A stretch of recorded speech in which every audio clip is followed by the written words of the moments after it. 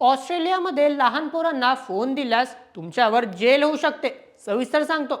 10 डिसेंबर 2025 हा दिवस जगाच्या इंटरनेट इतिहासात कोरला गेलाय. ऑस्ट्रेलियाने एक असा निर्णय घेतला आहे ज्यामुळे सिलिकॉन व्हॅलीपासून ते भारतापर्यंत सर्वत्र खळबळ माजली आहे. 16 वर्षाखालील मुलांसाठी सोशल मीडिया पूर्णपणे बंद. पण प्रश्न हा आहे की ऑस्ट्रेलियाने जे धाडस दाखवलंय ते भारताला जमणार आहे का? आणि आपल्या घरातलं वास्तव काय आहे? तुमच्या घरातल्या 15 वर्षाच्या मुलाला किंवा मुलीचा फोन अचानक लॉक झाला आणि त्यावर मेसेज आला ॲक्सेस डिनाईड. कल्पनेच्या पलीकडचं वाटतंय ना? पण ऑस्ट्रेलियात एक सत्य झालंय. ऑस्ट्रेलियाने एक ऐतिहासिक पाऊल उचलले. तिथे आता 16 वर्षाखालील मुलांना इंस्टाग्राम, स्नॅपचॅट किंवा फेसबुकवर अकाउंट उघडता येणार नाही. विशेष म्हणजे जर एखाद्या मुलाने हे नियम तोडले तर पोलीस मुलांच्या किंवा पालकांच्या घरी येणार नाहीत, तर थेट मार्क झुकरबर्ग सारख्या मालकांना दंड ठोठावतील. होय, चूक आढळल्यास थेट कंपन्यांना $50 दशलक्ष म्हणजेच तब्बल 400 कोटी रुपयांचा दंड होईल. ऑस्ट्रेलिया सरकारने याला डिजिटल युगातील सर्वात मोठा सामाजिक प्रयोग म्हटलंय. पण हे का घडतं आणि भारताने यातून काय धडा घ्यायला हवा? चला सविस्तर समजून घेऊया आजच्या व्हिडिओमध्ये. नमस्कार, मी नील सोनार. तुम्ही पाहत आहात बोल मॅच. ऑस्ट्रेलियात हा नियम लागू झाल्याच्या पहिल्याच दिवशी काय घडलं माहितीये? एकच तांत्रिक गोंधळ. हजारो अकाउंट्स धडाधड बंद झाली. आजच्या स्मार्ट पिढीने म्हणजेच मुलांनी लगेच VPNचा वापर करून ही बंदी तोडण्याचे प्रयत्न सुरू केले. पण सरकार ठाम आहे. तिथल्या पंतप्रधानांनी स्पष्ट केले मुलांचे मानसिक आरोग्य हे कंपन्यांच्या नफ्यापेक्षा महत्त्वाचे आहे.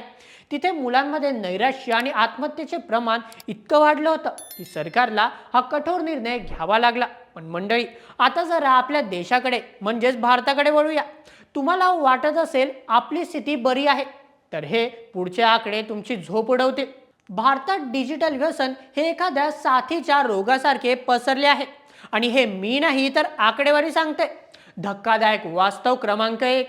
मॅकॅम्पीच्या रिपोर्टनुसार भारतीय मुले जगात सर्वात कमी वयात म्हणजे 10 ते 14 वर्षाच्या वयातच मोबाईल मॅच्युरिटी गाठत आहेत. या वयोगटातील 83% मुलांकडे स्वतःचा स्मार्टफोन आहे.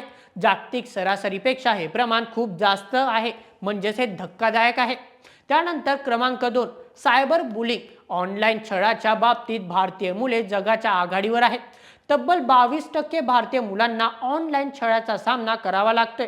आणि पालकांनो, लोकल सर्कलच्या सर्वेक्षणात तुम्हीच मान्य केले की 61% शहरी मुले रोज 3 तासांपेक्षा जास्त वेळ स्क्रीनवर असतात. याचे परिणाम अत्यंत भयंकर आहेत. पुण्यात एका 25 वर्षीय इंजिनियर तरुणीने कामाचा ताण आणि एकटेपणामुळे 21व्या मजल्यावरून उडी मारली. लखनौमध्ये तर एका 16 वर्षाच्या मुलाने ऑनलाईन गेमिंगच्या कर्जापोटी गळफास घेतला. हे फक्त बातम्यांचे मदळे नाहीत, तर हे ओरडून सांगतंय की संकट आपल्या उंबरठ्यावर आलंय. मग प्रश्न उरतो, भारताने सुद्धा ऑस्ट्रेलियासारखा कायदा करावा का? काही दिवसांपूर्वीच कर्नाटक हायकोर्टाने एका सुनावणीत म्हटलं होतं की सोशल मीडियासाठी वयोमर्यादा 18 किंवा 21 वर्षे असायला हवी. पण भारत सरकारचा दृष्टिकोन थोडा वेगळा आहे. भारताचे IT मंत्री अश्विनी वैष्णव यांनी स्पष्ट केलंय की सरसकट बंदीऐवजी भारत डिजिटल वैयक्तिक डेटा संरक्षण कायदा यावर भर देत आहे. फरक समजून घ्या.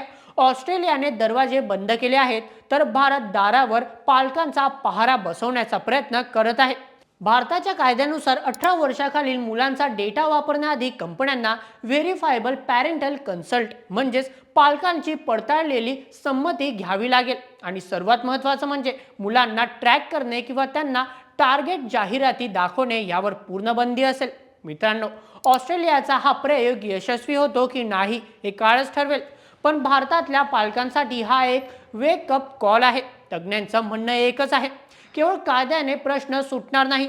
जोपर्यंत पालक स्वतःचा फोन बाजूला ठेवून मुलांशी संवाद साधणार नाहीत, त्यांच्या हातातलं खेळणं म्हणून मोबाईल देणार नाहीत, तोपर्यंत हे डिजिटल व्यसन संपणार नाही.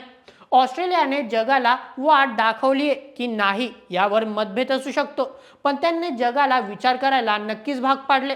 आता माझा तुम्हाला एक महत्त्वाचा प्रश्न आहे.